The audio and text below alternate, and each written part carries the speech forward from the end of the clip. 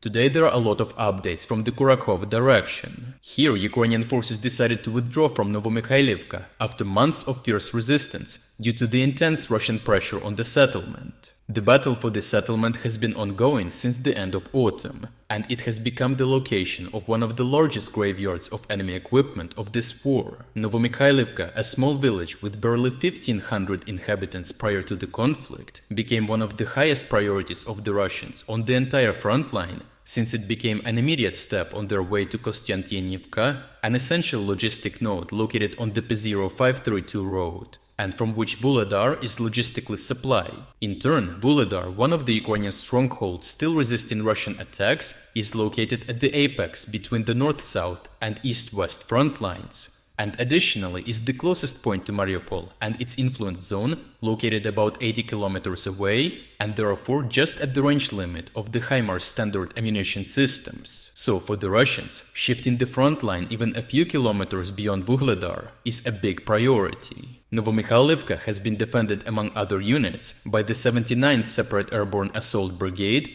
one of the best prepared and equipped elite units of the Ukrainian army. It's been reported their very frequent use of Western equipment, such as Javelin missiles, helped in the destruction of a lot of tanks and infantry transport vehicles in the area. In recent statements, their commander, Colonel Yevgeny Shamatyuk, detailed how his units have faced a Russian force composed of at least 8 regiments and 2 brigades in the Novomikhailivka area. This is about 30,000 soldiers for this small section of the front line, which means a 7-to-1 disadvantage for the defenders. Recently, the 79th Separate Airborne Assault Brigade reported that Russia had lost 314 pieces of equipment over 6 months of fighting around Novomikhailivka and released a detailed video to document this claim. The striking footage combines impact images and geolocated debris over the 6 months. The video and the additional published material allow us to analyze the attack on the village over this period. Firstly, Ukrainian defenders faced an attack from multiple vectors, frontal and from the north and south flanks. However, in the first weeks,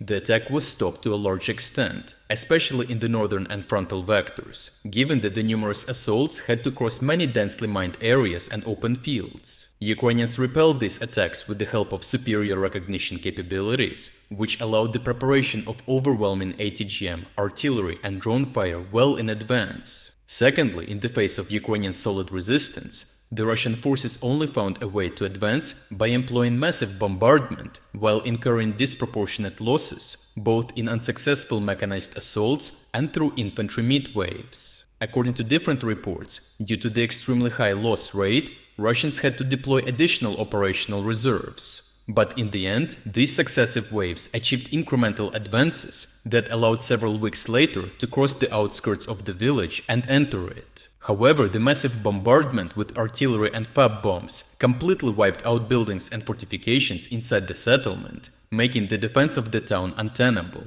given the impossibility of maintaining defensive positions in mere ruins and shell craters. For this reason, the Ukrainian defenders had no other option but to gradually withdraw from the town. Incidentally, some analyst reports indicated that the massive FAB bombardment not only paved the way by undermining Ukrainian fortifications, but also helped to clear densely mined areas right on the edge of the town. After the confirmation of the withdrawal from Novomikhailivka, the situation for the Ukrainians remains complicated as the Russians continue to exert heavy pressure on their direct path to Kostiantynivka. This path is now more accessible for the Russians, given the various forest lines and housing areas connecting these localities, which allow infantry operations at a faster pace than through open field areas. In addition to the direct vector to Kostiantynivka, Russian forces are expanding south to approach the road and potentially establish fire control over it. This development presents significant challenges to the Ukrainian defenders, who will be forced to disperse their personnel and material resources across a wider area.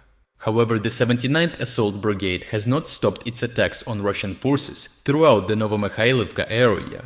The latest available geolocated images show how the unit continues to conduct night attacks on Russian troops inside the settlement, inflicting even more damage to Russian personnel and equipment through the use of night vision grenade launching drones. These continuous Ukrainian attacks aim to slow the Russian advance in this area and, to a broader extent, to compromise large-scale mechanized offensives at the operational level. which is a default Russian objective for those places where Ukrainian defenses have been breached. Overall, the Ukrainian forces managed to inflict devastating losses in one of the hottest spots on the front line. The withdrawal from Novomykhailivka allows the Ukrainian forces to preserve the personnel and equipment of one of the best paratrooper units in the entire Ukrainian army, which continues to inflict even more losses on the units that have occupied the settlement. Although the advance over the road that supplies Vuhledar is a cause for concern for the Ukrainian forces, the Russian loss rate seems unsustainable.